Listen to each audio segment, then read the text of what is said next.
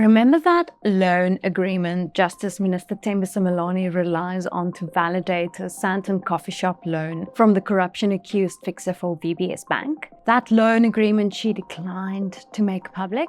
We have a copy, and it appears to have been backdated. Hello, I'm Pauli van Wyk, investigative journalist at Daily Maverick. The backstory here is that Thembi Simelane took a loan worth over R500,000 in 2016 from a company that brokered unlawful investments totaling R349 million into VBS Mutual Bank by Polokwane Municipality.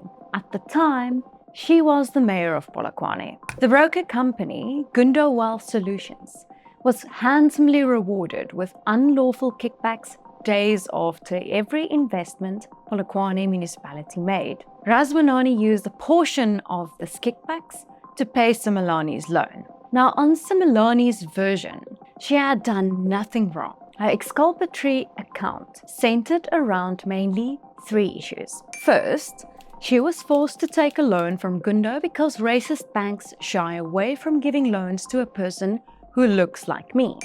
Second, she said the loan was above board because there is a loan agreement. And third, she repaid the loan 4 years later. But none of these reasons are exactly exculpatory. We can now reveal that we gained access to the loan agreement and that dodgy dates and a timeline of events suggest the loan agreement was faked. It is fairly easy to spot when you know what to look for. Let me take you through it. So, start with the bottom of the document. Simelane and Gundo's owner Ralium Razwanani signed the loan agreement on 30 September 2016. Remember this date. As is the nature of contracts, like all of us who have signed a contract know, the tone of this one too is forward-looking. Its language describes what will happen in the future tense. Now let's scroll up to the section 2 and look at the wording under the Advance of Capital section. This section, again, starts by looking forward.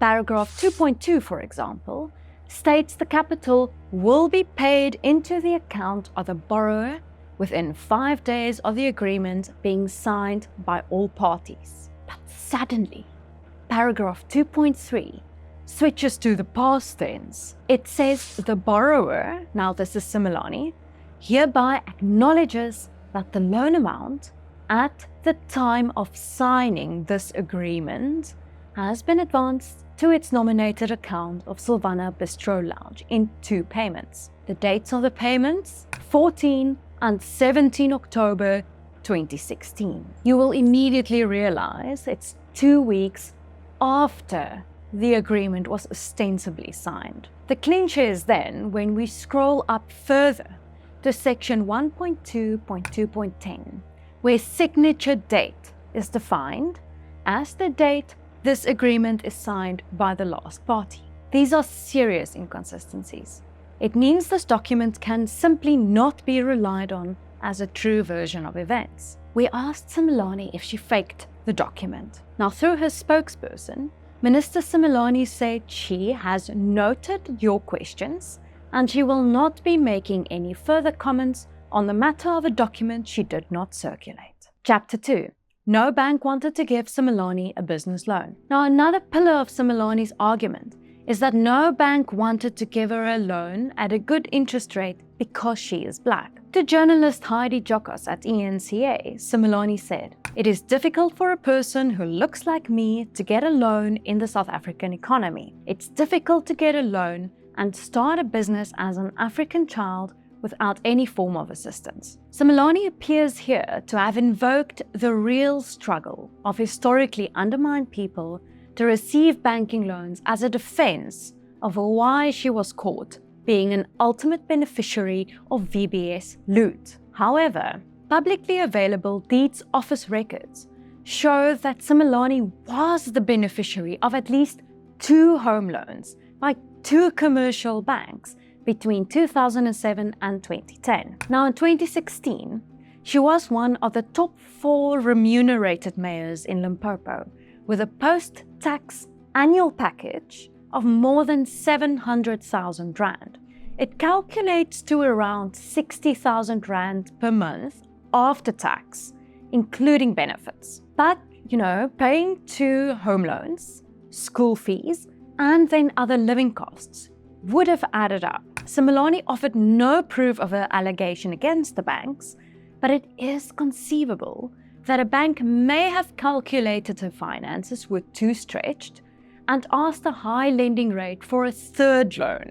The question then is, if the banks couldn't give Simelane a 3rd loan, why would Gundo Wealth Solutions give Simelane a loan? Chapter 3. I repaid the loan, which means all is well. The 3rd pillar in Simelane's argument is that she repaid the loan, and for that reason, the loan is legitimate and nothing untoward happened. Now, Daily Maverick consulted with a number of independent lawyers who laid out the anti-corruption law of South Africa for us. The Prevention and Combating of Corrupt Activities Act, we call it PRECA, define a corrupt transaction very broadly. It can include any form of gratification, including a loan. A key factor the courts consider in their evaluation of a potentially corrupt deal is whether this loan was initially received with corrupt purpose. The question then to ask here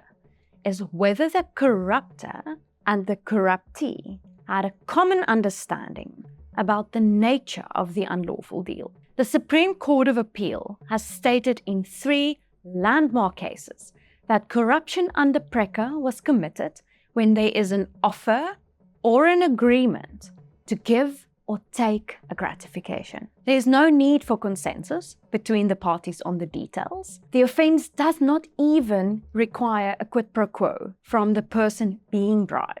The courts made clear. All of this means that when the Hawks now probe Simelane's questionable loan, they will not consider whether she paid back the loan 4 years later in an attempt to prove corruption. The Hawks will have to find evidence that Simelane and Razwanani had a common understanding about the nature of the deal. A lawyer explained it really well to us. If a business person gave someone in a position of power a car with the aim of soliciting goodwill towards their business, the gratification, it's a word used in PRECA, was received and used. The fact that the car was returned 4 years later does not change or nullify the fact that they did receive the gratification. If this person in power didn't actually show any goodwill, that has no impact. The crime was committed at the beginning when the 2 parties had a common understanding about the unlawful nature of their deal. Now, returning the benefit can only impact on the mitigation of guilt and never on the question whether corruption was committed in the first place. This is an ongoing story, and we will continue to investigate as new details emerge. If you value in-depth reporting and want to stay informed, we encourage you to subscribe to Daily Maverick or follow us for more updates.